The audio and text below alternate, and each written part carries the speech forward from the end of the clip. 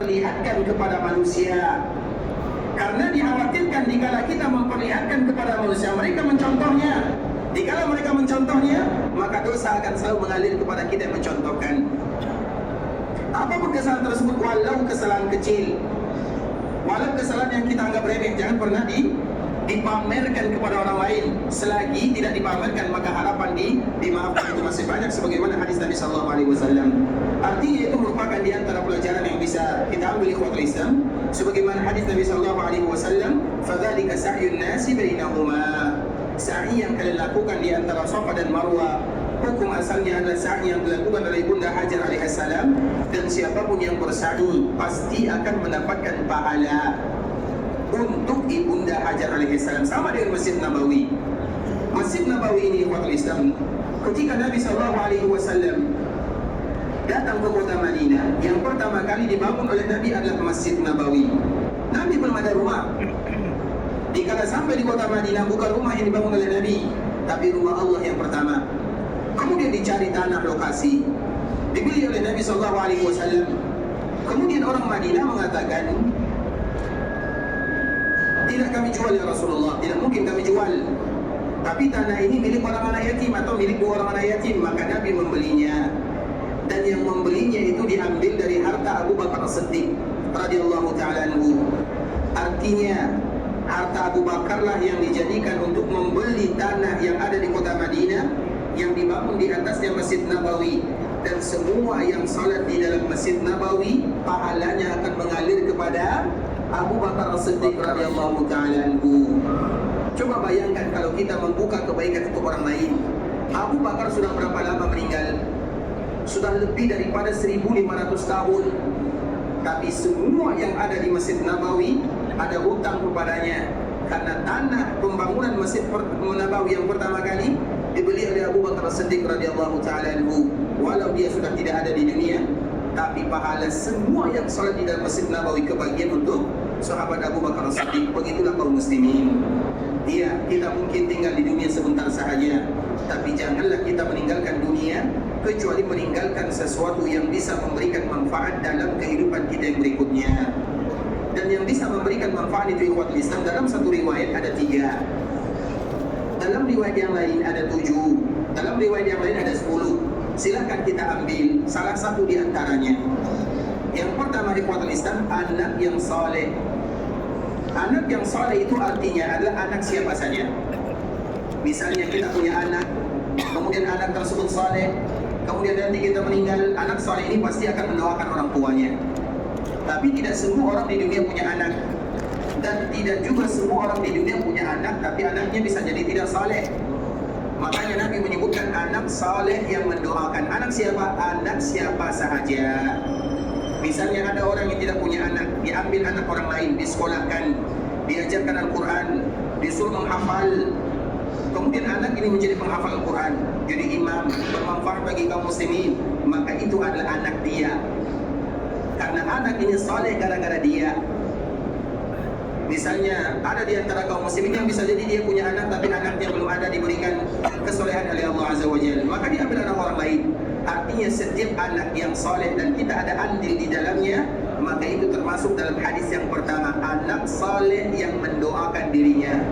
Karena Nabi tidak pernah menyebutkan anak kamu, tapi Nabi mengatakan anak saleh yang mendoakan dirinya. Maka carilah anak saleh yang akan mendoakan diri kita. Kemudian ilmu yang bermanfaat. Ilmu yang bermanfaat itu tentunya ilmu agama. Kita ajarkan kepada orang Al-Fatihah, itu adalah ilmu yang bermanfaat. Kita ajarkan tata cara salat Nabi SAW, itu semuanya adalah ilmu yang bermanfaat. Kemudian sedekah jariyah. Kemudian di dalam riwayat yang lain, atau masjid yang dia bangun. Kemudian air yang dia wakafkan. Kemudian kurma yang dia tanam. Kemudian mushaf yang dia wakafkan. Ini merupakan di antara 7 amalan yang pahalanya akan mengalir kepada seorang hamba walau dia tidak ada lagi di dunia. Maka kita cari salah satu di antaranya. Kalau kita bisa banyak ikhwatul Islam, anak saleh alhamdulillah, ilmu bermanfaat juga bisa, sedekah jariyah, pembangunan masjid atau wakaf mushaf. Kalau sekiranya kita bisa melakukan semuanya, alhamdulillah, itu merupakan di antara karunia dari Allah Azza wa Jalla. Tapi kalau sekiranya tidak bisa semuanya, maka cari di antara salah satunya, agar nanti akan menjadi amal kebaikan di dalam perkuburan kita. Dan orang-orang seperti inilah mereka yang nanti merasakan surga sebelum mereka masuk surga. Kemudian di kuadran Islam kita kembalikan lagi kepada hadis Nabi sallallahu alaihi wasallam, "Fadzalika sa'yun nasi bainahuma." Itu adalah sa'i yang dilakukan oleh manusia. Nah, sa'i ini kuadran Islam kemarin kita telah menyebutkan, setelah kita tawaf, maka kita akan sholat 2 rakaat di belakang maqam Ibrahim kalau bisa. Kalau tidak bisa, sholat di mana sahaja. Kemudian nanti dianjurkan bagi kita minum zam-zam. Setelah kita minum zam-zam, dianjurkan bagi kita menyiramkan zam-zam di atas kepala. Jadi zam-zam setelah diminum, disiramkan di atas kepala atau di atas rambut, yang laki ataupun yang perempuan. Banyak faedahnya, bisa jadi untuk mengambil keberkahan dari zam-zam, atau bisa jadi memberikan kekuatan dikala nanti kita sa'i. Karena kemarin kita telah menjelaskan, sa'i itu adalah di antara ibadah yang lama dibandingkan dengan tawaf. Kemudian di kuadran Islam, dikala kita sa'i, maka dianjurkan kita mengucapkan abada'u bima bada Allahu bi. Abada'u bima bada Allahu bi. Kalau kita bisa mengucapkan kalimat ini, alhamdulillah. Kalau tidak bisa mengucapkan kalimat ini juga tidak ada masalah. Kemudian kita juga membaca innas safa wal marwata min sya'airillah. Kalau kita hafal, alhamdulillah. Kalau tidak hafal juga tidak ada masalah. Artinya ini dianjurkan. Kapan kita dianjurkan mengucapkan kalimat ini? Setelah nanti kita minum zam-zam dan kita menuju ke Bukit Safa. Kemudian dikala kita berada di Bukit Safa, maka dianjurkan bagi kita untuk menghadap Ka'bah al-Musharrafah sambil mengangkat kedua tangan. Dan di sini merupakan ijma' para ulama yang Islam, karena ada doa yang boleh diangkat tangan, ada doa yang tidak diangkat tangan. Namun dikala kita berada di Safa, dikala kita berada di Marwah, dikala kita berada di Arafah, dikala kita berada di Muzdalifah, dikala kita di antara jamarat, maka lokasi ini dianjurkan bagi kita berdoa sambil mengangkat tangan. Dan mengangkat tangan itu juga terbagi, ada yang namanya ibtihal. Ibtihal itu hikmat lisan dikala seseorang betul-betul dalam keadaan sulit. Misalnya dia sulit secara ekonomi, contoh misalnya, atau sulit sembuhnya, atau sulit keadaannya, maka dia ibtihal. Ibtihal itu dikala dia betul-betul mengangkat kedua tangannya sambil meneteskan air mata, bermohon, meminta, bermunajat kepada Allah Subhanahu wa taala.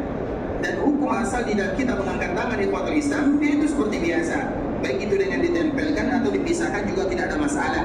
Tapi tempat ini dianjurkan bagi kita mengangkat kedua tangan sambil dalam keadaan berdiri. Makanya tadi kita menyebutkan lokasi mengangkat tangan dianjurkan kita berdiri adalah di atas Bukit Safa, kemudian dikala kita berada di Marwah, kemudian dikala kita berada di Arafah, kemudian dikala kita berada di Muzdalifah, kemudian nanti dikala kita berada di jamarat, di antara jamarat pertama dan kedua, dan di antara jamarat kedua dengan jamarat ketiga.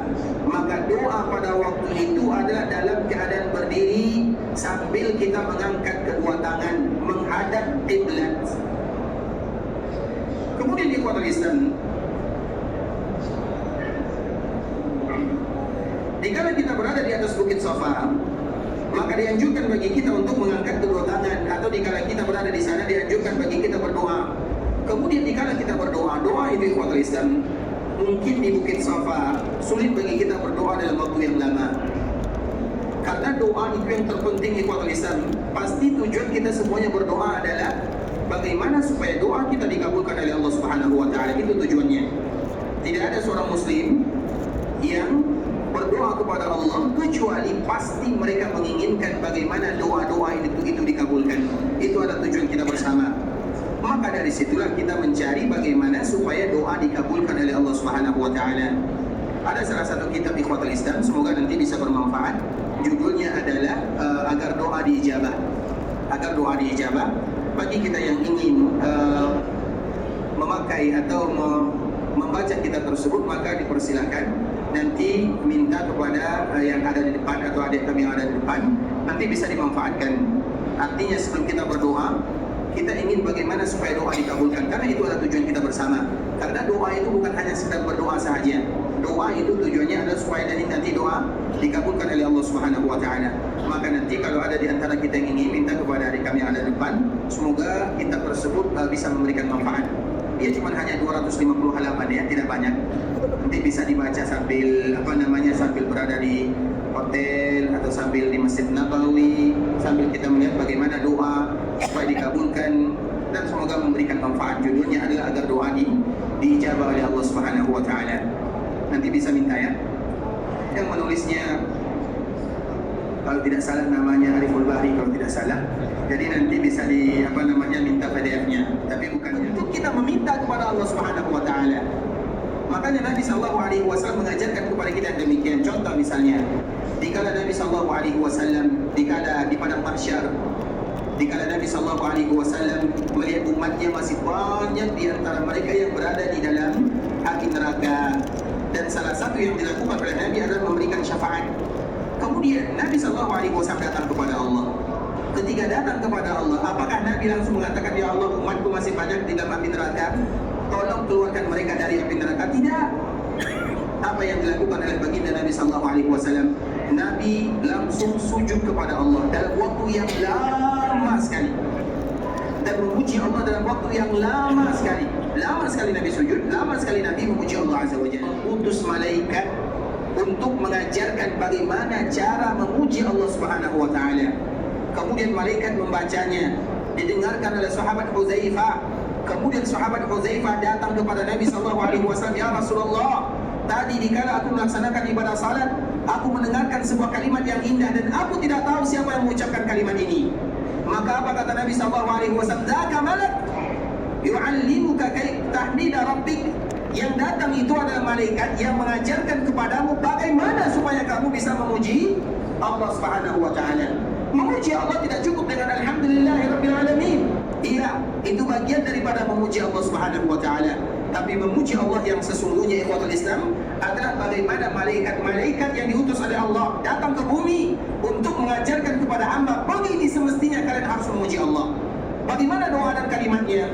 Allahumma lakal hamdu kullu wa lakal mulku kullu biyadikal khairu kullu ilaika yurja'ul amru kullu alaniyatuhu wa sirru ahlun an tuhmad innaka ala kulli syai'in qadir. Ada yang hafal? Artinya berarti belum ada di antara kita yang memuji Allah Subhanahu wa taala dengan sebenarnya. Kemudian kita pun mengatakan, ya Allah, aku ingin doaku dikabulkan, padahal kita tidak pandai dalam memuji Allah Subhanahu wa taala. Oleh karenanya ikhwatul Islam, latihan untuk menghafal doa ini, karena ini adalah awal muqaddimah dikala nanti kita ingin memuji Allah. Bukankah dikala kita berdoa harus lengkap, yang pertama pujian dan yang kedua adalah selawat. Kemudian kita ulang lagi dengan kalimat pujian yang lainnya. Makanya ikhwatul Islam, dikala kita berada di atas bukit Safa, kemudian kita berdoa kepada Allah, kalau kita hafal kalimat ini bagus. Tapi kalau kita tidak hafal, tentunya kita mengucapkan sesuatu yang kita hafal. Ya Allah, alhamdulillah, hamdan katsiran thayyiban mubarakan fi, atau kalimat pujian-pujian yang lainnya. Kemudian di antara salah satu bentuk memuji Allah adalah dengan kalimat La ilaha illallah wahdahu la syarikalah, lahul mulku wa lahul hamdu wa huwa ala kulli syai'in qadir. Barulah kita berdoa di atas bukit Safa. Itu ada di antara tata cara dan adabnya. Dan yang terpenting ikhwatul Islam adalah tadi bagaimana cara kita memuji Allah. Maka nanti dianjurkan bagi kita lihat internet, buka YouTube, nanti dicari bagaimana cara kita memuji Allah, yaitu hadis yang diajarkan oleh malaikat kepada sahabat Hudzaifah.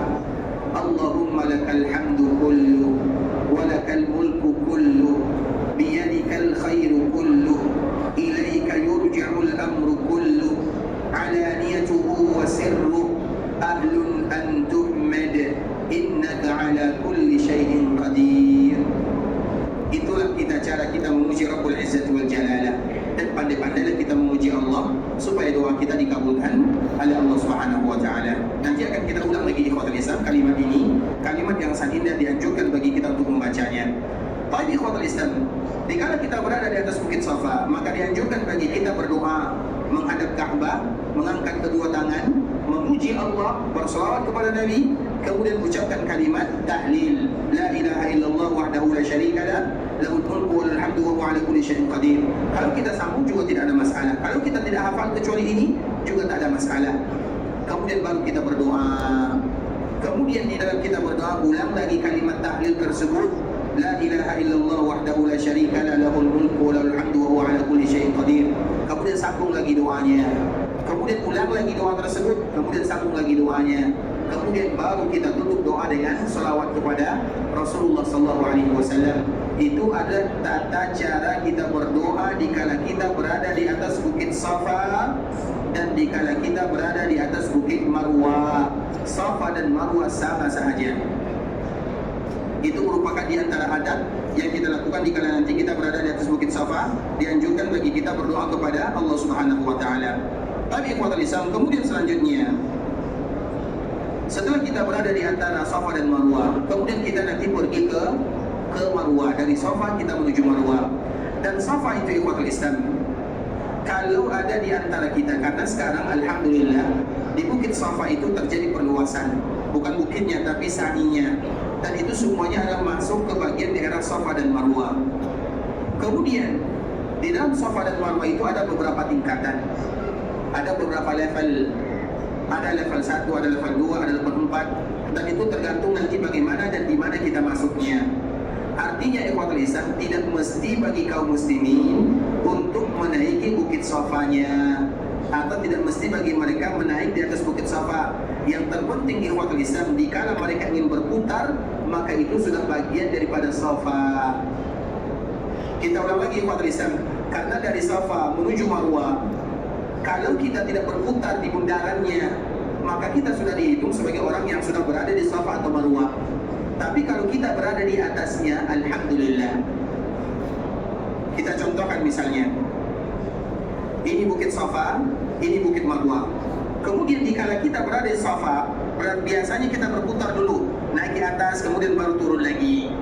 Kemudian sampai di Marwah, kita berputar dulu, kemudian baru ke Marwah lagi, ke Safa lagi.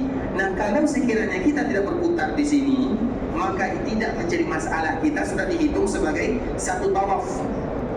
Karena sa'i dan Marwah, Safa dan Marwah itu juga disebut dengan tawaf. Maka satu ini sudah dihitung sebagai tawaf, walau kita tidak sampai di ujungnya.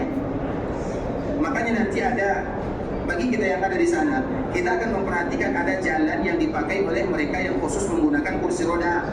Orang kursi roda itu waktu Islam mereka tidak naik, putar di situ saja. Nah, kalau sekiranya kita tawaf di area yang mereka tawaf, atau kita sa'i di area yang mereka sa'i, maka kita sudah dihitung sebagai orang yang sa'i. Bisa dipahami? Sama dengan Mekah, kita selalu contohkan ikhwatul Islam. Kita selalu contohkan tentang misalnya ini adalah Hajar Aswad, ini adalah Rukun Yamani. Ini adalah Hajar Aswad, contohnya ini Rukun Yamani, ini Hajar Aswad. Hajar Aswad ini ikhwatul Islam biasanya ada tanda yang berwarna hijau. Tidak mesti bagi kita sejajar, karena Hajar Aswad itu jatahnya atau bagian Hajar Aswad itu adalah ditarik. Sampai di mana tadi? Semoga Allah menjaga anak-anak kaum muslimin. Baik, kita ulang lagi ikhwatul Islam. Kita ulang lagi. Jadi nanti dikala kita berada di Hajar Aswad, maka bagian Hajar Aswad itu adalah lurus ke sini dan lurus ke sana 90 derajat. Itu semuanya adalah bagian daripada Hajar Aswad. Artinya kalau kita sejajar dengan lampu tadi, tidak sejajar di bawahnya atau setelahnya, itu semua masih bagian daripada Hajar Aswad. Karena nanti kita akan mengucapkan Allahu Akbar, kita akan memulakan tawaf di sana, Bismillahirrahmanirrahim, Allahu Akbar. Jadi semuanya itu adalah jatah untuk Hajar Aswad. Bisa dipahami? Paham sampai di sini? Misalnya ini Hajar Aswad di sini, kita tarik lurus ke sini, kemudian tarik lurus ke sini, 90 derajat ini semuanya adalah jatah untuk Hajar Aswad. Dimanapun kita memulakan atau dikala kita mengucapkan salam mengangkat tangan, tidak mesti sejajar dengan lampu tadi. Kalau sejajar alhamdulillah, sebelumnya juga tak ada masalah, lewat daripada itu juga tak ada masalah, selama darjatnya itu masih 90 darjat. Begitu juga dikala nanti kita berada di Safa, tidak mesti kita naik. Kalau naik, bagi kita yang naik, kemudian mereka mendapatkan waktu atau tempat yang luang, dianjurkan bagi mereka berdoa. Dan doa itu bukan hanya di Safa, tapi juga di Marwah. Maka kemarin kita menyebutkan ikhwatul Islam, disitulah doa-doa nanti kita diijabah oleh Allah Subhanahu wa taala. Bagi kita yang punya hajat, dan semua kita punya hajat, manfaatkan lokasi dan tempat ini sebaik-baik mungkin. Kemudian berdoa sebagaimana tadi yang telah kita sebutkan tata caranya. Kemudian nanti dikala kita dari Safa menuju Marwah, maka kita bebas di sana. Yang terpenting ikhwatul Islam, jangan mengganggu saudara sama dengan tawaf. Kalau tawaf ikhwatul Islam dianjurkan bagi kita diam juga boleh, tapi tak mungkin kita diam. Kita baca Quran boleh, kita berzikir boleh, berdoa dengan bahasa Arab boleh, berdoa dengan bahasa yang kita pahami boleh, semuanya boleh. Yang penting ada manfaatnya. Dan dianjurkan bagi kita untuk tidak mengganggu kawan kita yang sedang beribadah dan sedang berdoa. Karena dikala kita tawaf ikhwatul Islam, kalau ada yang berdoa banyak di antara saudara kita kaum muslimin yang berdoa di sana. Dan di antara salah satu adab kaum muslimin adalah tidak menyebabkan dia mengganggu saudaranya. Kalau ada yang berdoa, kemudian ada kawan di samping baca Quran, diangkat suaranya. Berdoa kita khusyuk atau tidak? Khusyuk atau tidak? Misalnya kita sedang berdoa, ada kawan baca Quran, doa kita khusyuk atau tidak? Sulit khusyuknya ikhwatul Islam. Makanya di antara salah satu nasihat Nabi, kalau ada orang baca Quran, kemudian ada orang yang salat, maka wajib hukumnya orang yang baca Quran ini untuk merendahkan suaranya serendah-rendahnya. Karena orang yang sedang salat itu berarti mereka sedang apa arti salat? Doa. Berarti orang yang sedang salat itu mereka sedang berdoa. Makanya orang yang baca Quran, padahal mereka baca Quran, coba bayangkan, padahal mereka baca Quran, dianjurkan bagi mereka untuk memelankan suaranya. Bagaimana kalau kita bercerita dengan suara yang keras? Bukan berarti salah kita mengobrol dikala kita tawaf, dikala kita sa'i, tapi rasanya kurang pas. Apalagi kalau dengan cerita kita tersebut akan mengganggu orang lain, karena yang tawaf bukan kita, yang tawaf di Ka'bah bukan kita, yang tawaf di antara Safa dan Marwah seluruh kaum muslimin. Dan setiap kaum muslimin mereka memiliki hajat masing-masing, mereka memiliki permintaan masing-masing kepada Allah Subhanahu wa taala. Maka jangan kita menjadi penyebab saudara kita tidak khusyuk dikala mereka berdoa. Maka hukum asal dikala kita berada di Safa dan Marwah sama dengan kita berada di tawaf pelataran Ka'bah, yaitu sama-sama dianjurkan bagi kita tidak mengangkat suara di sana untuk semuanya agar khusyuk berdoa kepada Allah Subhanahu wa taala. Dan selalu kita menyebutkan ikhwatul Islam, doa yang paling mengetahui apa kebutuhan atau apa yang kita inginkan adalah diri kita sendiri. Yang paling mengetahui apa yang kita inginkan bukan orang lain. Yang paling mengetahui apa yang kita minta kepada Allah adalah diri kita. Karena permintaan seseorang dengan orang lain berbeza. Jangankan orang lain, antara suami dengan istri permintaannya tidak sama, apalagi dengan orang lain.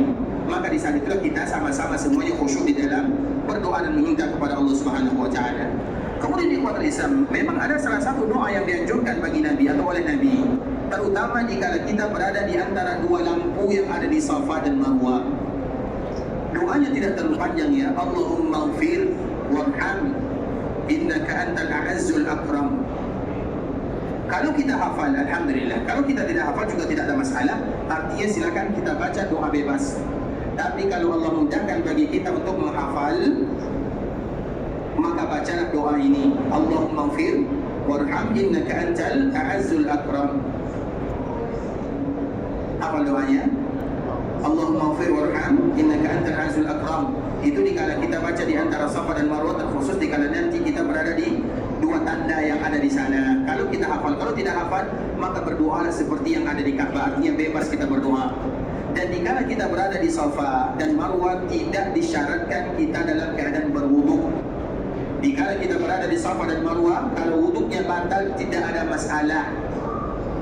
Tapi kalau tawaf, kalau wuduknya batal, maka diulang lagi wuduknya. Kemudian setelahnya lanjutkan tawafnya. Itu adalah perbezaan di antara Safa dan Marwah. Bagaimana kita menjaga, tidak mesti bagi kita untuk menjaga wuduk. Tapi kalau sekiranya kita menjaga wuduk, alhamdulillah, itu lebih bagus. Karena lebih mudah bagi kita untuk menghafal, berdoa, membaca Quran, berzikir kepada Allah. Itulah yang harus kita lakukan. Kemudian dari Safa menuju Marwah, sampai di Marwah kita berdoa lagi. Kemudian dari Marwah menuju Safa berdoa lagi sampai terakhir kita akan selesai di Marwah. Dan selesai di Marwah itu ikhwatul Islam, ini anjuran saja ya, terutama kaum wanita. Maka jangan mereka bercukur di sana atau mengambil rambut di sana. Begitu juga kaum laki-laki. Jangan jangan kita mengambil rambut di sana. Supaya apa? Karena nanti kalau kita ambil rambut di sana, maka tidak sempurna pengambilannya. Kalau yang perempuan dikhawatirkan mereka membuka auratnya, maka cara yang terbaik dikala kita selesai di Marwah, maka pulang dulu. Pulang di sana ke tempat kediaman, ke tempat hotel kita. Sampai di hotel nanti kita cari tukang cukur, atau antara kita sesama juga tidak ada masalah. Kemudian kita mencukur, karena orang yang ihram boleh mencukur orang yang ingin tahallul misalnya, atau ingin memendekkan rambutnya, sehingga nanti ibadah kita itu sempurna. Bisa dipahami? Kemudian bagi orang yang masih ada jarak waktunya antara umrah dengan haji, maka dianjurkan bagi mereka untuk mencukur. Tapi bagi mereka yang tidak ada lagi jarak antara haji dengan antara umrah dengan haji, dianjurkan bagi mereka memendekkan rambutnya. Itu adalah kaedahnya. Misalnya esok kita pergi ke Mekah. Berarti kalau kita esok pergi ke Mekah, berapa cara kita dengan melaksanakan ibadah haji? Ada 20 hari lagi, atau ada 18 hari. 18 hari ini kira-kira rambut kita sudah tumbuh atau belum? Sudah tumbuh. Maka dianjurkan bagi kita untuk mencukur. Supaya apa? Supaya kita tidak selalu selfie di dalam Masjid Haram. Karena kalau kau tak malu kan? Tapi karena rambut itu adalah hiasan yang paling indah, baik yang laki-laki ataupun yang perempuan. Dan kenapa dianjurkan bagi kita membuang hiasan tersebut? Kita buang untuk Allah Subhanahu wa Ta'ala. Berarti yang sempurna hanya Allah. Kita beribadah untuk Allah, ingin mendapatkan ampunan dari Allah Subhanahu wa Ta'ala. Maka itulah yang dianjurkan bagi kita melakukannya. Bisa dipahami? Berarti kalau esok kita pergi ke Mekah atau lusa, masih bisa tidak kita mencukur? Cukur semuanya, jangan tinggalkan. Karena itulah yang membuat kita sering bergaya di depan kaca. Begitu juga kita selfie-selfiean. Karena kita kan selalu menyebutkan, dianjurkan bagi kita menunjukkan kehinaan kita kepada Allah Subhanahu wa Ta'ala, kefakiran kita kepada Allah, bahwa kita ini adalah hamba Allah, milik Allah Subhanahu wa Ta'ala, dan kita beribadah, beramal hanya untuk Allah dan ingin mendapatkan pahala dari Allah Subhanahu wa Ta'ala. Dan ini insyaAllah akan kita sambung besok ikhwatul Islam, yaitu masih masalah mencukur atau memendekkan rambut, dan semoga Allah Subhanahu wa Ta'ala memudahkan kita bersama. Tapi ikhwatul Islam, kita sebelum kita menutup pengajian kita ini, kita akan membacakan beberapa pertanyaan ya.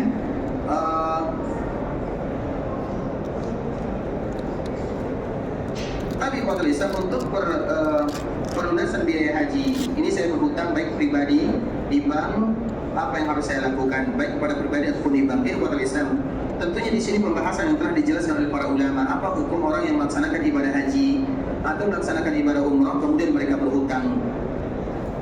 Maka di sini disebutkan oleh para ulama perinciannya. Ada orang yang berhutang, tapi mereka sanggup untuk membayarnya karena bisa jadi mereka mendapatkan bulanan yang jelas. Misalnya bulanan jelasnya sekian, maka boleh bagi mereka berhutang untuk melaksanakan ibadah haji dan umrah. Tapi kalau sekiranya tidak jelas, misalnya kadang ada, kadang tidak ada, maka jangan mereka berhutang. Karena orang yang berhutang, walau dia syahid di jalan Allah, maka Nabi tidak mensalatkan dirinya, dan arwahnya akan senantiasa terkatung-katung sampai hutangnya selesai. Karena berhutang itu bukan perkara yang ringan. Berhutang itu adalah kehinaan di siang hari, kesulitan di malam hari. Orang yang berhutang bisa tidur atau tidak? Sulit ikhwatul Islam. Kalau dia bertemu dengan orang yang tadi memberikan piutang kepadanya, apa yang dia cari? Cari jalan lain. Dirinya merasa terhina. Belum lagi nanti bagaimana cara dia membayarnya. Makanya kalau orang yang berhutang untuk berhaji dan berumrah, dan dia merasa sanggup ada bulanannya, sila tidak ada masalah. Karena kita tidak tahu kapan lagi Allah akan berikan kesempatan ini kepada kita bersama.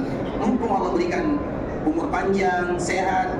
Karena bisa jadi kalau kita menunda, kita tunda, kita tidak tahu umur di tangan Allah Azza wa Jalla. Bahkan ada cerita teman kami yang kuatal Islam. Jadi ada orang yang betul-betul diberikan rezeki oleh Allah. Kemudian dia datang, dia bertanya, Bapak sudah haji atau umrah atau belum? Maka orang ini mengatakan belum sama sekali haji, belum umrah belum. Maka kawan kami ini, karena dia lumayan lah, dia langsung to the point lah kalau bahasa kitanya. Bapak kalau tidak haji dan tidak umrah, kalau mati masuk neraka. Karena memang kalau orang yang ada duit, ada rezeki, tidak haji, tidak umrah, berarti mereka belum menyempurnakan rukun Islam yang kelima. Masih 4 rukun Islamnya. Tentu itu bahaya ancamannya. Kemudian Bapak tadi mengatakan, Masya Allah, nah, tidak ada yang datang kepada saya untuk mengingatkan seperti ini. Maka dia langsung datang melaksanakan ibadah umrah. Kawan kami ini di samping menasehati, dia juga promo karena dia punya travel.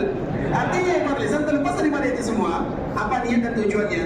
Maka Bapak tadi dia daftar umrah. Sebentar lagi berangkat, mungkin 2 minggu lagi berangkat. Apa yang terjadi? Dia meninggal sebelum dia berangkat. Kita tidak tahu ya Pak Lisan. Kadang-kadang dikala kita menunda ibadah, terutama ibadah ini, apakah diberikan masih ada rezeki dari Allah atau tidak, kita tidak tahu. Makanya kalau sekiranya masih ada orang yang sanggup berhutang, tapi dengan syarat dia ada bulanan yang akan menjaminnya.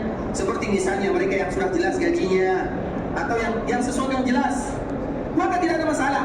Seperti misalnya sekarang ibadah haji dulu, mungkin sebelum COVID ini Pak Lisan, itu maksimal ketika orang melaksanakan ibadah haji, penambahannya tidak banyak. Kalau sekarang lebih banyak daripada kita memasukkan uang yang pertama. Iya atau tidak? Apalagi tahun sebelumnya lebih banyak haji, sekarang sudah ada diskon, sudah terlalu banyak diskonnya. Dan ingat ikhwatul Islam, itu tidak mahal. Kalau kita bandingkan haji kita dengan haji orang yang ada di dalam, di sini minimal tahun ini minimal ongkos haji itu 9.000 rial. Hanya dalam waktu 5 hari. Kalau kita berapa rial ongkosnya? 12.000, kurang lebih 12.000 atau 13.000. Tapi 40 hari. Berarti murah atau mahal? Agar kita tahu ikhwatul Islam bahwa di sini, di dalam sini, di daerah sini, kalau kita ingin haji, yang paling murah itu 9.000. Ada yang 20.000.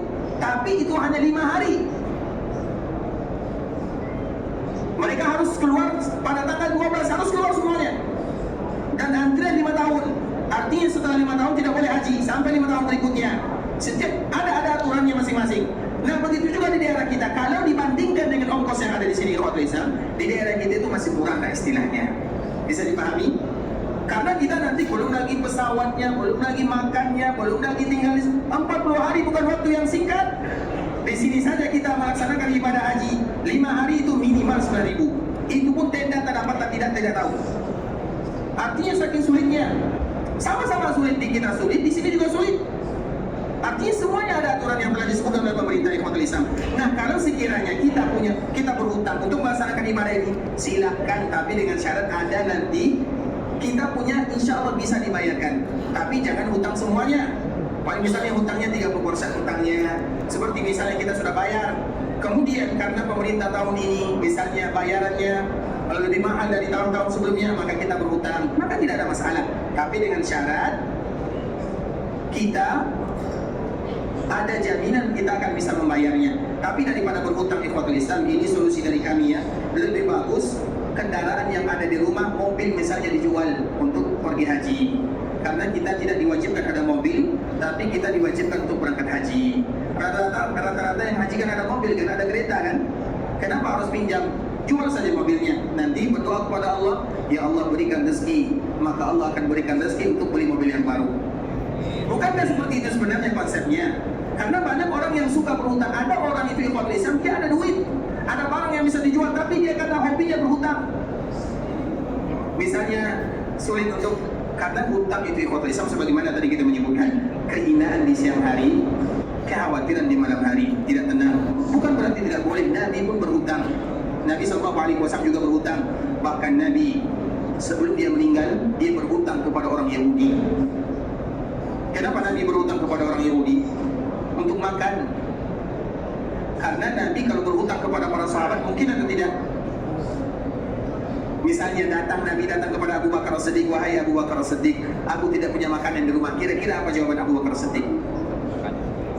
Hah? Langsung dikasih ya? Salah.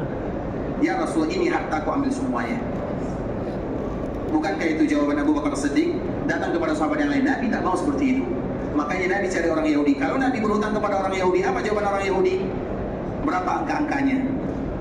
Lain hitungannya. Orang Yahudi tidak peduli. Kalau hutang ya hutang, tapi kalau sahabat Nabi tidak mungkin memberikan hutang kepada baginda Nabi SAW. Nabi tahu yang demikian, tapi Nabi tidak mau mempersulit para sahabatnya. Maka Nabi berhutang kepada orang Yahudi dengan syarat ada jaminan baju besi, ada jaminannya. Maka kalau sekiranya ada di antara kita yang datang ke sini masih berhutang, maka cari jaminannya. Kemudian kita berdoa kepada Allah, karena Allah tidak mungkin menyusahkan hamba yang beribadah kepadanya. Jika nanti kita berada di Safa, Marwah, Arafah, Muzdalifah, kita pun berdoa kepada Allah, ya Allah, Engkau tahu bagaimana keadaanku, Engkaulah yang membantuku, tolong aku. Kita berdoa kepada Allah, dan semoga Allah Subhanahu wa taala kabulkan semua doa kita. Ikhwatul Islam, saudara kaum muslimin, para tetamu Allah rahimani wa rahimakumullah, sampai sini pembahasan yang bisa kami jelaskan. Yang benar dari Allah Subhanahu wa taala, yang salah dari diri kami pribadi, karena kurangnya ilmu kami, karena kebodohan, karena kejahilan, karena ketidaktahuan kami mohon dimaafkan. Kalau ada kata-kata yang salah, kalimat-kalimat yang kasar atau yang kurang tepat, atau bahasa yang kurang bagus, kami mohon dimaafkan. Dan insya Allah pengajian ini akan kita lanjutkan lagi keesokan hari insya Allah ta'ala. Dan ini merupakan di antara rezeki dari kita, dari Allah kepada kita bersama ikhwatul Islam. Jadi kalau kita berada di kota Madinah, kita bisa mendengarkan pengajian dengan bahasa yang bisa kita pahami. Itu merupakan di antara rezeki dari Allah Azza wa Jalla. Maka tentunya kita ingin memanfaatkan momen-momen seperti ini, karena Nabi mengatakan, siapapun yang ada di Masjid Nabawi dan mereka belajar agama, dan kita sedang belajar agama, maka mereka sama dengan orang yang sedang berjihad di jalan Allah Azza wa Jalla. Dan semoga kita semua sedang berjihad di jalan Allah Azza wa Jalla. Amin ya Allah. Kita bermohon kepada Allah agar Allah mengampuni dosa kita bersama. Allah berikan keberkahan dalam kehidupan kita. Allah berikan kelancaran dalam setiap urusan kita. Bagi kita yang ingin pergi ke Mekah, semoga dimudahkan perjalanannya, diberikan kesehatan kepadanya, dijaga diri, harta dan keluarganya, dikabulkan doa-doanya, diterima semua amal ibadahnya, dan diberikan kepadanya umrah yang mabrurah, wa sa'yan mashkura, wa dzamban maghfura. Kemudian kita juga berharap bermohon kepada Allah agar Allah Subhanahu wa taala memudahkan kita untuk bisa menyempurnakan rukun Islam yang kelima dengan semaksimal mungkin, dan agar Allah berikan kepada kita haji yang mabrur, wa sa'yun mashkur, wa dzambun maghfur. Kita berharap bermohon kepada Allah agar Allah berikan keikhlasan kepada kita bersama dalam setiap amal ibadah, agar Allah berikan kepada kita istiqamah dalam agama, dan agar Allah tutup usia kita dalam keadaan husnul khatimah, dan semoga nanti kita bisa bertetangga dengan Nabi di dalam surga untuk selama-lamanya. Amin amin ya rabbal alamin. Subhanallahumma bihamdika asyhadu an la ilaha illa anta astaghfiruka wa atubu ilaik. Wa sallallahu wa sallim ala nabiyyina wa habibina wa khalilina wa sayyidina Muhammadin wa ala alihi wa sahbihi wa sallam tasliman katsira. Assalamualaikum warahmatullahi wabarakatuh.